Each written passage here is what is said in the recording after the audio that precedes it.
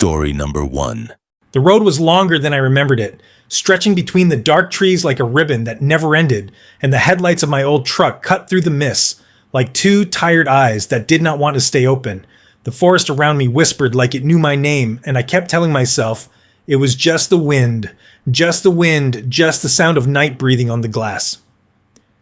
I had driven for hours, no phone signal, no lights, no sound, except the tires crushing gravel and that steady pulse of something moving in my chest that I could not slow down. I told myself I needed this trip, that I needed to clear my head, and the woods would help me do that. My brother used to say the woods could heal anything. But I had not spoken to him in months, not since that night. Not since the fight I tried to forget, but the memory followed me like a smell of smoke that never washed away. He loved to camp out here. He said the silence felt alive. I never understood that until tonight, when the silence started to feel like it was listening, like it was waiting. I found the old clearing near the frozen creek, the one where we used to pitch the tent. It looked smaller now. Maybe because I was alone, maybe because the shadows had taken most of the space I killed the engine, and everything went black, except for the reflection of my own eyes in the windshield. I could see them move. I could see them look behind me even when I tried not to. I stepped out and the air hit me hard. It was colder than I thought. Colder than the season should be. The ground was damp, like it had just rained. But the leaves were dry when I kicked them. They made no sound, just crumbled to dust. I set up my tent by habit. The same routine as when we were kids. Hammer the stakes, tie the cords, unroll the sleeping bag, build the fire, and wait for the warmth to come. But when I struck the first spark, something strange happened. The flame came alive too fast, too bright, like it had been waiting beneath the wood, and when it caught, it burned blue and green instead of orange. I should have been scared, but I was tired. Too tired to question it. The warmth felt good. Almost too good. It sank into my skin like a hand, pressing down gently but firmly, holding me there. I sat by the fire watching the flames twist and change shape. It looked like faces in their faces I thought I knew or maybe wanted to know. I saw my brother's eyes for a second. I swear I did. They flickered just once and then were gone. I called out his name softly, not really expecting an answer, but the fire hissed like it had one. A low, wet sound that made me take a step back. The air changed, then heavier, thicker. I could taste the smoke, but there was no smoke. The sky above me was clear, no stars, no moon, just a deep gray-black ceiling that seemed to breathe in and out. I looked around the trees and thought I saw movement shadows moving, even though there was no wind. I laughed to myself, said it was exhaustion, said it was my mind playing tricks, but the laughter did not sound like mine. It echoed too long. The fire crackled again, and I swore I heard whispering coming from inside it. Soft words too fast to understand. I leaned closer, and the heat didn't hurt. It felt cool on my face, almost like it wanted me nearer. I whispered back, "Hummo?" I don't know why I said hello. I said, "I'm sorry." I said his name again, and the fire flared so high, it lit the entire clearing in blinding white for a moment, and then it went back to blue. I don't remember how long I sat there, but when I finally looked at my watch, it said 3:23, the same time. It had said an hour ago. I tapped the glass. Nothing changed. I tapped harder. And then the watch cracked down the center, the second hand still ticking. Even though time wasn't moving, I started to feel dizzy, like the air had been pulled out of the clearing. The trees seemed to lean closer, like they were bending toward the flame. Then I heard footsteps, soft, crunching behind me, slow, deliberate. My chest froze. I wanted to turn around, but I couldn't. The firelight flickered across the trees, and I saw the shape of a figure standing just at the edge of the light, not moving, not breathing.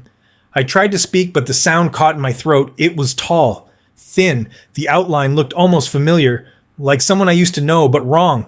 Somehow bent at the joints, like it was put together the wrong way. The fire flared again, and the figure vanished, but the feeling of being watched didn't. I told myself to go into the tent to sleep, to ignore the sounds, but as I stood, the fire hissed again and whispered a single word. A word that sounded like my name. I didn't sleep. The night never really ended. It just folded into itself like pages of a book that had been read too many times and forgotten. I sat there staring at that strange fire as the colors shifted and pulsed like a heartbeat. I kept hearing faint words in the crackling like whispers that came from inside my head but also outside, just enough to make me doubt what was real. I tried to tell myself it was the wind, that I was tired, that maybe I had fallen asleep without knowing it. But I knew I hadn't, because the sound of breathing was too close and it wasn't mine. The woods felt different now. Heavier, the silence had weight like fog, pressing against my skin. I looked into the fire and saw movement in the coals. Something inside was writhing. Something that didn't look like flame. It looked like a shape trying to crawl out from beneath the embers. And the more I stared, the more I recognized it. It was a hand, just a hand, twisting, turning pale fingers, reaching for the air. The fire hissed again, and the sound almost formed a word. It sounded like brother. I stood up too fast, my legs shaking the air around it. The fire shimmered like heat waves, but it wasn't hot. It was cold, so cold. I could see my breath rise and vanish into the blue glow, I whispered. Stop without thinking. And the flames flickered as if it listened. I said it again louder. Stop. And then the woods went silent, completely silent. Not even the leaves moved. I could hear my own pulse in my ears. I could hear my thoughts like they were being said out loud. I wanted to run, but the darkness beyond the fire looked thick like liquid, like it would swallow me whole. So I sat back down like a fool and stared again. The hand was gone, but the coals looked like eyes. Two deep, dark eyes staring right through me. I felt something deep inside twist like a knot pulling tight. I reached into my jacket pocket and pulled out the small metal lighter my brother had given me years ago, before he disappeared, before everything went wrong. It still had his initials scratched into the side. I rubbed my thumb over them and whispered his name again, and the fire leaned toward me just slightly, like it was listening. The air tasted metallic like blood. I realized I had bit my lip, but I couldn't feel the pain. I couldn't feel anything anymore, except that cold, seeping in deeper. It crawled up my spine, into my jaw, into my teeth. I could feel them ache as the fire whispered again. This time it was clearer. It said, "Come closer." The voice wasn't mine. It wasn't human either. It was slow, wet, hollow. I told myself not to move, but my body didn't listen. I leaned forward. The flames reflected in my eyes, bright enough to blind me. And then I saw something inside the fire that made my throat close. It was his face, or what used to be his face. The same broken tooth from when he fell as a kid. The same scar on his temple, but his eyes were gone. Empty holes, glowing from inside. He was smiling, that awful crooked smile I hadn't seen in years, and I heard him say my name again, but his lips didn't move. The fire said it instead. I whispered, "What do you want?" And the air cracked like thunder, though the sky was still silent. Then it laughed, not loud, not like in the movies. It was soft, almost tender, like someone remembering something beautiful. It said, "You stayed," and I said, "What do you mean?" And it said, "I never left." And I felt something behind me move, something big, slow, breathing against my neck. And when I turned, there was nothing, only the outline of trees shifting like shadows, alive with breath. The tent rustled behind me. I thought maybe it was the wind, but it kept moving like someone crawling inside it. I stared at the zipper. It was shaking up and down like someone was trying to get out. I froze. I couldn't even shout. I just listened as the sound grew faster and then stopped completely. The zipper hung open, the tent still. The fire dimmed to a dull pulse like a dying heartbeat. Then I heard my brother's voice from inside the tent, soft, low, almost like a memory. He said, "Come here, help me. I can't see. I can't find the light." I said, "You're dead." I said, "I saw you go into the water." I said, "You never came back." He didn't answer, only said please again and again until the voice sounded like it was right next to my ear. I turned, but no one was there. Only the trees bending closer, their branches scraping each other, making sounds like whispers. I backed away from the fire, but every step I took, the shadows followed me. Like the flames stretched them toward me like strings. The moment I reached the edge of the clearing, I realized I couldn't see the road anymore. The trees had closed in, forming a wall of darkness, so thick it looked solid. I tried my flashlight, but the beam just disappeared into it, like it was being eaten. I shouted his name again, hoping maybe the echo would break, whatever spell was happening. But the echo didn't come back, it just vanished, swallowed by the woods. I looked back at the fire and saw two figures sitting where I had been. One looked like me, the other like him. Both staring at the flames, neither moving. I felt my body go numb. I couldn't tell if I was dreaming or if I was the reflection. Maybe I had never moved at all. Maybe I was still sitting there talking to myself. The fire hissed one last time and whispered something I'll never forget. It said, "We never leave. The fire keeps us warm forever." And the light flickered bright enough to blind me again, and when it dimmed, I was alone. No figures, no sound, just the ashes. glowing faint blue, and the smell of something burning that wasn't wood. Morning never came. I sat there waiting, but the sky stayed the same gray-blue color that felt more like sickness than light.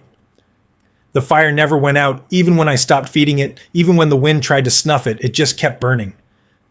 Those same colors twisting, slow calm, patient like it knew it had all the time in the world. I told myself I would leave, I would pack up and find the road again. But every time I turned my back to the clearing, I felt that pull in my chest, like a hook dragging me back. I finally forced myself to move. I stuffed the tent, half folded into the bag, my hands shaking, the metal zipper scraping like teeth. I kept hearing the faintest sound behind me, like soft laughter carried on the wind. It was coming from the fire. I didn't look. I just said, "Stop it. I'm done. I'm leaving." But the fire hissed again, and the sound stretched into a word that crawled inside my head. It said, "Stay." I ran. I don't know how long I ran, but the woods felt wrong. Every tree looked the same. Every step circled me back to the same clearing until finally I stumbled back into it, the fire waiting like it had never been left. I fell to my knees, breathing hard. I started to cry. I don't even know why. Just something broke inside me. I whispered, "Please let me go. I don't want this anymore." And the fire answered with a long, slow sigh that sounded like breathing. Then the voice came again.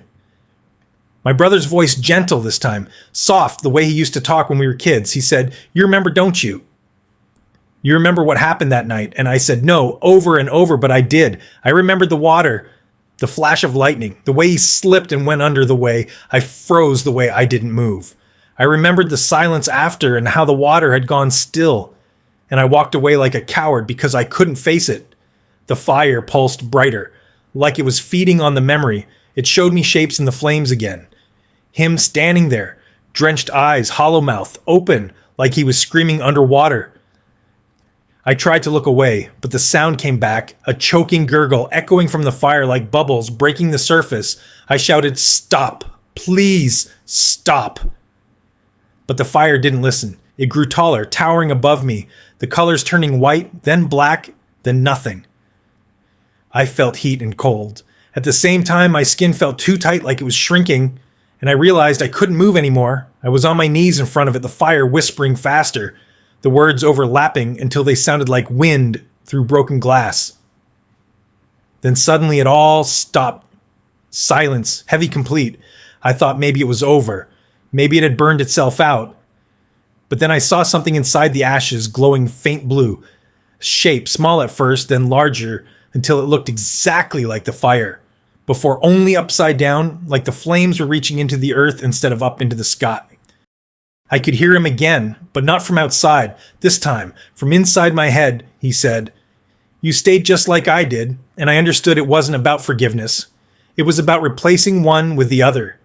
The woods wanted balance, something to fill the space he left. I shouted his name one last time, and everything went black. When I opened my eyes, I was standing on the other side of the fire, but it looked different, smaller, weaker, like it was dying. I saw a figure sitting where I had been. Same jacket, same hair, same hands. It looked just like me. I watched as he leaned forward, whispering to the fire, and I realized he couldn't see me. He couldn't hear me. I was the echo now. I was the shadow, watching the same story repeat. The wind shifted, carrying voices between the trees, whispers of others. Maybe all the ones who came before, maybe all the ones who never left. And in the center of it all, the fire kept burning. Quiet, patient, endless. I reached down to touch the ground, and it was warm, pulsing faintly like a heartbeat. I could still feel the hook in my chest pulling tighter and tighter until I wasn't sure if it was still my heart beating or the fire itself. I tried to scream, but the sound never left my throat. It melted into the crackling of the flames, and I understood that the fire would never die, because it wasn't a fire at all. It was a memory, and memories don't burn. They wait for someone else to come along, someone who thinks they can escape, someone who needs to forget.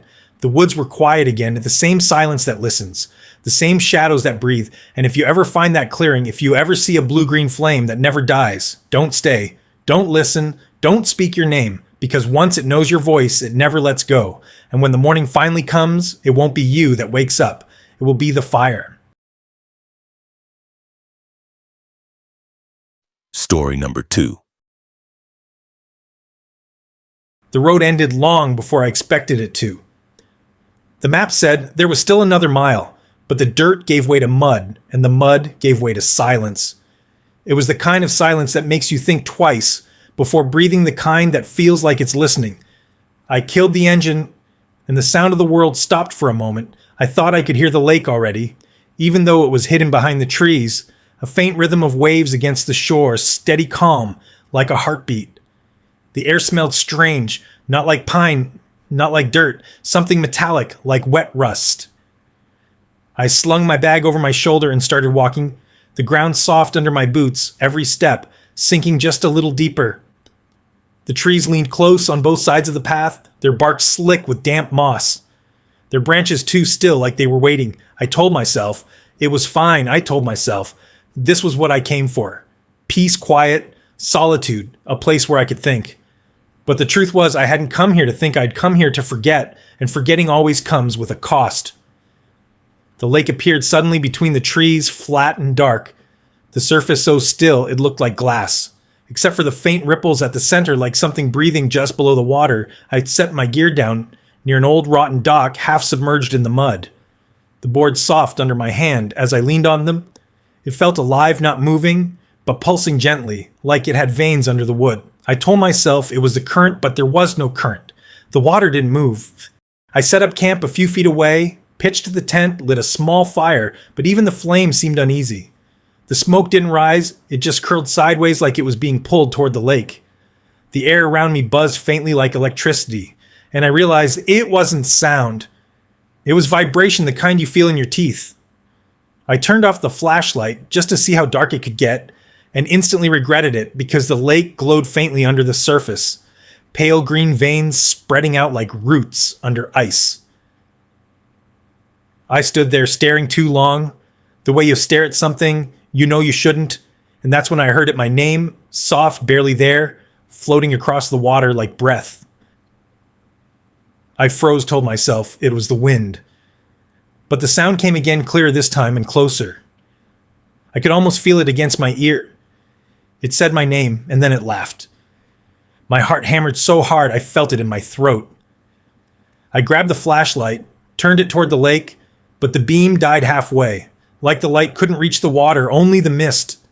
The surface was perfectly still again, only the faint green glow pulsing below. I took a step closer, the mud sucking at my boots. A smell rising like rot and cold metal, I whispered. "Who's there?" But the voice didn't answer, it only echoed my whisper perfectly. The same tone, same rhythm like I had just spoken into a mirror. I backed away slow, the water still shining soft and steady. When I turned around, I noticed the fire had gone out completely. No smoke, no ember, nothing. The air was colder now, heavier. I looked back toward the lake, and for a split second I saw movement under the surface. Something long, pale, twisting. Slow like it was stretching after sleep. I should have run. But curiosity is a quiet disease. It eats your fear until there's nothing left but the need to know. I found myself kneeling at the edge of the lake. My reflection broken by ripples that shouldn't have been there. My face seemed wrong, stretched darker. I reached out to touch the surface, and the water moved first, a single ripple spreading out like a breath, and when it touched my hand, it was warm. I yanked my arm back, but the warmth stayed crawling up under my skin. I could feel it moving through me, slow like liquid fire. I stumbled back to the camp, trying to wipe it off, but there was nothing on my skin, just the feeling that something was inside me now, watching from the inside, waiting. The lake went still again, pretending to be harmless, pretending to be nothing but water. But I knew better. Water remembers. I couldn't sleep. The sound followed me everywhere. The water whispering my name, calling me softly like a friend. Lost long ago, I told myself it was the lake playing tricks, my mind creating voices from the fog, from the green light, from the darkness that pressed close against my tent. But deep down, I knew it was not my mind, because the whispers answered my thoughts, not my words. I'd stepped outside before sunrise, and the air was heavier than the night had been, the mist clinging to my skin, my boots sinking into mud that seemed wetter than it should have been. The lake waited silent, except for the faint pulsing of green light under the surface. I knelt at the edge again, and that was when I heard it. Clearly, a soft voice low, wet, almost musical, saying, You're alone? Come closer. I froze my chest, hammering in my ribs. I knew the voice was imitating me, imitating my own tone, my own cadence, saying my name over and over like it had been listening for hours. Maybe days, maybe longer, I whispered back. Who's there? And the water answered perfectly, my own voice, coming back at me with a tiny delay and a wet, cold laughter underneath that made my teeth ache. Something moved below the surface, the green glow bending into shapes, twisting slowly. Long, sinewy shapes like shadows of human limbs, stretching out like dancers trapped under glass. My hand hovered over the water, my fingers trembling. I knew instinctively if I touched it, the lake would take me or maybe give me something I didn't want to have. I wanted to leave run as far as I could, but the voice laughed again, low, wet, and patient. You came back just like you said you would. I stayed frozen, watching the water rise slightly along the dock, the mist curling around my feet, the green glow pulsing brighter toward me, like it was breathing. I tried to call out my own name to see if it would answer, but it answered instantly faster than I could speak, mimicking me perfectly. It said everything you fear, everything you hide, everything you forget, and it whispered secrets. I never spoke aloud, but it spoke them as if it had been inside my head all along. The lake was no longer just water. It had become something alive, thinking, learning, waiting. Every ripple, a heartbeat, every shadow, a finger pointing at me from the depths. I took a step back toward the fire, but the embers had reignited on their own blue and green dancing shadows across the clearing. The forest around me seemed to bend closer, listening the mist thicker, like it wanted me swallowed. I leaned over the dock again, and I thought I saw a face beneath the surface, at first human, familiar, but wrong eyes. Too wide, teeth too sharp, a thin line of water dripping from the corners of the mouth. It smiled at me, and I swear I felt recognition. Deep inside the pit of my stomach, it said, "Come here, it is safe with me, only come." And the water quivered like it had lungs ready to inhale me. My boot slipped in the mud. I fell forward. The hand extended from the water, long, thin, pale fingers, wrapping around nothing yet. I felt the pressure like it had touched me. My chest tightened. My vision blurred, and I heard the voice inside me again saying, "Your voice is mine, your thoughts, your fears, your heart. I will keep them and you will keep listening." And I screamed, but it wasn't my voice that came out. It was soft, melodic, wet. Calling back from the lake, saying my name, I scrambled back, dragging my bag through the mud. My hands slippery with cold, wet, nothing. I tried to pack the tent, my fingers fumbling, shaking as the voice beneath repeated every movement, every thought, like it had been recording every second of my life. I tried to leave, but the trees seemed to bend, closing the path. The mist thickening, swallowing everything around me, even the dock, even the lake, as if the forest itself wanted me trapped. Then the water rose slightly at the center, a column glowing green, twisting toward the sky. And I realized it was trying to reach me, trying to pull me back into itself. I shouted my own name, hoping for an answer that it couldn't mimic, but only silence answered, except for the faint echo of my own whisper back at me, carrying a tone of hunger, of patience, of waiting. I backed up slowly until the mud sucked at my boots with every step, and the mist thickened into a wall I didn't know if I was running or circling the clearing. The lake glowing, still watching the fire flickering blue and green shapes, pulsing in rhythm with the whispers of my name. I realized I might never leave this place alive or whole, because the lake had learned my voice, my thoughts, my fears, and it wanted more. It wanted everything. The sun never came properly. It only tried to push through the mist, turning the forest gray and green. The lake glowed faintly still, pulsing with that sick, unnatural rhythm. I couldn't move. I could barely breathe. The voice beneath had stopped speaking, but I knew it was still there, waiting, watching.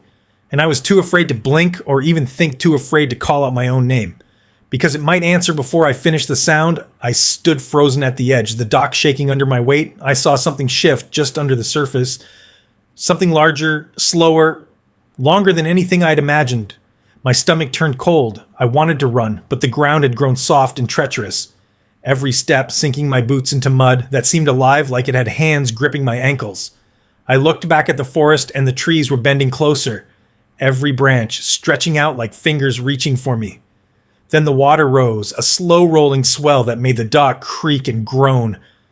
I wanted to step back, but the voice inside my head whispered again, "Your voice is mine. Your body is mine." I screamed, and the sound came out wrong.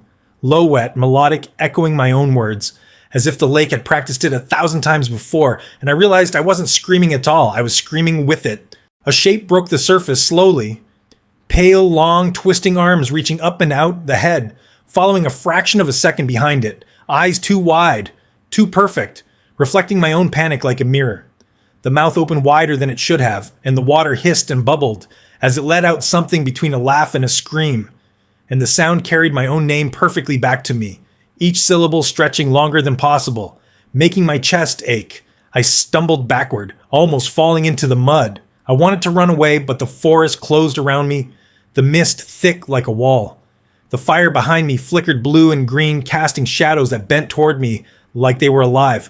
I reached out to grab the tent pole for balance, and my hand slipped into the water at the edge, and instantly the cold burned like ice and fire. At the same time, it traveled up my arm into my chest, and my vision split for a moment. I saw dozens of shapes in the water, dozens of faces, pale and perfect, staring at me, all whispering my name. I tried to turn my back and run, but I felt it already inside my body, crawling through my veins. The thing in the lake, learning me, mimicking me, turning me into something else. I shouted my own name, hoping for the lake to answer incorrectly, but the echo was perfect. It said my name exactly as I had said it, and then it said the words I had never spoken aloud. It knew them all, the lies I told, the fears. I hid the guilt I swallowed for years. The dock cracked under my weight. I fell forward toward the water, the long, pale arm reaching out slowly for me, like a patient hand holding nothing, yet holding everything. The mist twisted around my body like it was alive, pulling me toward the lake. The glow spreading up from the water, brighter, pulsing, faster. My reflection shattered into pieces under the surface, faces blending, twisting my own features with something alien and wet. I tried to grab my bag, my flashlight, but they slipped through my fingers. I realized I wasn't moving forward or backward. I was trapped in the rhythm of the lake, its pulse becoming mine, my heartbeat syncing with its breathing, with its whispers, with its waiting. I tried to scream again, but it was the lake screaming, not me. The water climbed the dock, curling around my boots like fingers wrapping me in cold, wet silk. And then the mist swallowed everything. The forest, the fire, the dock. I couldn't see the shore anymore, only the glow under the surface, and the voice inside me repeating my name softly, tenderly, endlessly, waiting patiently. And I understood that leaving was impossible. The lake had learned my voice, my thoughts, my fears, and it would keep them forever. I don't know how long I stayed there, kneeling at the edge, the mist rising around me, the water pulsing beneath like a heartbeat. I don't know if anyone would ever find me, or if anyone ever did find me. I only know the lake waits. It watches it, listens for every whisper, every footstep, every heartbeat. And when it finds you, it will mimic you perfectly. It will call your name until you cannot tell your own voice from its. And then it will reach out with pale, long fingers and pull you in. And even now, if you walk past the water and hear a voice calling softly, your name, don't answer it. Because if you do, it will know you, it will learn you. And once it knows you, it never lets go. The lake is patient. The lake is endless. And the thing inside it is hungry for every name that ever dared speak near its surface. Story number 3. The road ended in a curve swallowed by fog so thick it pressed against my windshield, and the truck seemed to slow by itself. I killed the engine and everything went quiet except for the soft hiss of the heater and the faint creak of tires settling into mud. The forest around me was dense trees leaning close, as if to whisper secrets that I could not hear. I took a deep breath, told myself it was just mist. Just the morning breathing, but it smelled wrong. Damp old wood, and something sweeter like decay. I stepped out and the air hit me with cold, wet fingers, the kind that crawl down your sleeves and into your bones. The cabin appeared through the fog, like it had been waiting for me. The windows, black, empty mirrors, reflecting the mist and the trees around it. The wood gray and peeling the roof, sagging, but the porch intact, a single rocking chair swaying gently. Though there was no wind, I realized I did not hear birds or bugs or anything. Alive, just the fog breathing around the clearing. I walked up the steps, my boots sinking into moss that had claimed the wood years ago, and I noticed the door handle smooth, shiny, as if polished recently. The air changed as soon as I touched it, heavier, thicker, like I had stepped underwater. I tried the door, and it gave without resistance, swinging open to reveal a dark interior that smelled like old wood and smoke, and something else faint, almost metallic, like blood or rust. I froze, my heart hammering in my chest, trying to tell myself it was just a cabin old abandoned. Nothing more inside. The floorboards creaked under my weight. The walls lined with books, yellowed pages stacked in corners, broken furniture scattered as if someone had left in a hurry or never left at all. A fire pit in the center of the room, cold but black soot thick around it. I felt drawn to it, drawn to the smell, the faint warmth, as if it remembered the heat that once came from it. I told myself to leave my bag by the door just to look around, and I started walking the floorboards, groaning under each step. Pictures hung crooked on the walls, faces I did not recognize, or maybe thought I did. One of a man sitting by a fireplace smiling, but the eyes wrong, too wide, too bright, like they had been painted by someone who understood how to mimic fear. A child reaching out in the frame, smiling too widely as well. The frame seemed to watch me. I noticed my own reflection for a moment in a dark window. A nick, and it did not move, as I did a twitch in the corner of my eye. Made me turn, and there was a chair rocking slowly alone, the fog pressing against the glass, making me shiver. I found the bedroom at the back, a door half open. I pushed it slowly, the air thick with dust and decay, and I saw a bed neatly made, as if someone slept there last night, the sheets gray and stiff. I stepped closer, and on the pillow, something written faintly in the fabric with blood or ink. I could not tell it spelled my name, my real name, my middle name. The letters curling like smoke rising into the ceiling. I stumbled back, my hand on the wall, steadying myself. The floor seemed to tilt. The walls shift subtly like the cabin was breathing around me. I walked to the window, the fog pressing against the glass, and I thought I saw a figure standing in the trees, just at the edge of vision. Long, thin shape, bending unnaturally. But every time I blinked or turned, it vanished. The rocking chair stopped moving for a moment, then started again, just slow, gentle back and forth, the same rhythm. The fire pit in the center seemed to hum low, almost inaudible, like it remembered voices from years ago. I whispered hello and thought I heard a whisper back, faint, familiar, and not familiar at all. I stepped back toward the door, the air heavier, colder, and realized that leaving would not be as simple as walking out. The cabin smelled of old wood smoke, decay, and something else, something alive beneath it all. Like the walls themselves remembered the people who had been here and were waiting for me to remember too. I stayed inside the cabin longer than I thought I would. The fog pressing against the windows like it wanted me trapped. The air thick and heavy with something alive. I could feel it crawling across my skin through the soles of my boots. The room seemed smaller than before, the walls inching closer, the floorboards groaning under my weight. I thought I heard whispers, soft and low, carried in the wood. The floor, the ceiling. But when I turned, the cabin was empty. The fire pit in the center glowed faintly, though I'd seen no flame, the glow pulsing slow like a heartbeat. It drew me closer, each pulse like a hand pressing on my chest. I knelt beside it and the whispers grew clearer. My own name, faint at first, then full and confident, repeating things I had not said out loud. Thoughts, memories, secrets I had buried. I whispered back, "Who was there?" And the fire answered softly, repeating my words perfectly, with a tone I had never heard my own voice hold. I walked through the rooms, the cabin changing subtly with each step. Furniture shifted just slightly. New objects appeared. Old objects disappeared. The rocking chair always moving back and forth in the corner when I glanced. It was empty when I blinked. A figure seemed to sit in it, hunched, waiting, watching my every move. The fog inside the cabin pressed at my face. It smelled of smoke and wet wood, and something sweeter like rot and warmth at the same time. I opened drawers and cupboards, the contents inside, sometimes familiar, sometimes wrong, photographs of me as a child that had never existed.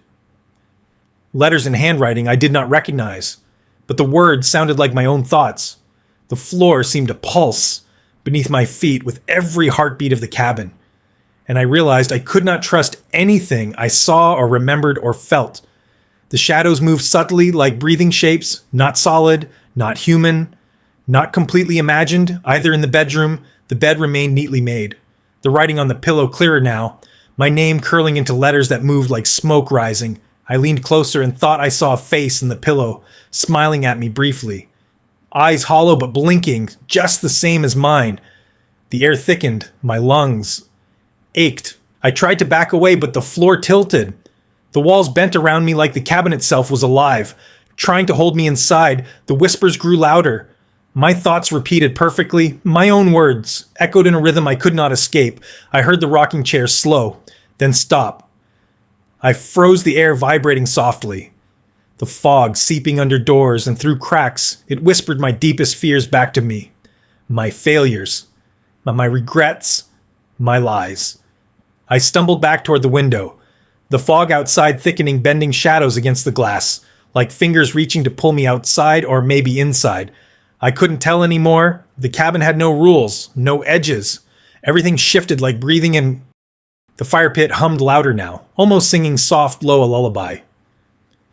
I had never heard but remembered the moment I heard it. I reached toward the glow and felt heat and cold, at the same time crawling up my arm into my chest, into my thoughts. The cabin seemed to know every step before I took it, every word, before I whispered it. The shadows in the corners moved closer, and I realized that leaving might not be possible. The cabin wanted me to remember, wanted me to forget, wanted me to become part of it, and then I saw movement behind me in the bedroom mirror. A figure, tall, thin, pale, with eyes wide and black. The face, my own, twisted, smiling. Slowly, it raised a hand like a mere gesture to the fire pit I wanted to run, but my body would not move. The floorboards groaned under something heavy unseen. The walls pulsed like a heartbeat. The fog thickened into a wall. The fire glowed brighter. The voice whispered again, a soft, low familiar calling my name. And I understood the cabin had always been alive, had always been waiting, had always known my secrets. I knelt by the fire pit again, and the glow pulsed through me now, through my thoughts, my memories blending with the cabin, the whispers repeating endlessly. The rocking chair moved back and forth slowly like a pendulum, marking time, the fog pressing at the windows, pressing at my chest, pressing at my mind. And I realized the cabin wanted everything from me and would never stop waiting for me to remember. The fog outside thickened so much that the trees vanished. The world beyond the cabin seemed to collapse into white gray. Nothing. I could feel the air pressing at my face, pressing at my chest, pressing at my thoughts. The fire pit pulsed faintly, still drawing me closer. Every heartbeat, every breath. The shadow stretched and leaned toward me, like hands reaching for something lost. Long ago, I realized slowly it was reaching for me. I tried to leave. I tried the door. The handle turned, but the door would not budge. The cabin shook softly, almost breathing, the floorboards groaning under unseen weight. The walls bending closer, the ceiling tilting down. I stepped back, and the rocking chair moved toward me slowly, then stopped. It faced me now, as if waiting for my attention. The fog inside thickened, curling around my legs, sticky and cold. I turned toward the bedroom, and the bed had changed. The sheets wrinkled, as if someone had slept there very recently, and the pillow bore writing. I did not understand at first, then my name in letters curling, slowly shifting like smoke rising and falling. The mirror reflected my face, smiling, even though my lips did not move, and I saw behind me the pale figure now fully formed. Tall, thin, wide-eyed, a perfect mimic standing with the same expression as mine. The cabin breathing between us. The fire pit hummed louder, pulsing faintly, green-blue, and I could feel it inside me, crawling like liquid thought, seeping into my memories. I tried to speak, but the words melted in my mouth. The shadows of the walls and furniture twisted like they were alive, following me, tracking every movement. The rocking chair moved again, a slow pendulum marking the passage of time, as if the cabin owned the rhythm of existence itself. I walked forward toward the bedroom, the figure raising its hand, mirroring my own gesture, my footsteps slow, reluctant, the floorboards shifting with each step, the fog pressing closer, the whispers repeating my name softly, tenderly, endlessly. The fire pit glowing stronger now, as if sensing surrender, and I realized the cabin had always been waiting for me, had always known me before I even knew myself.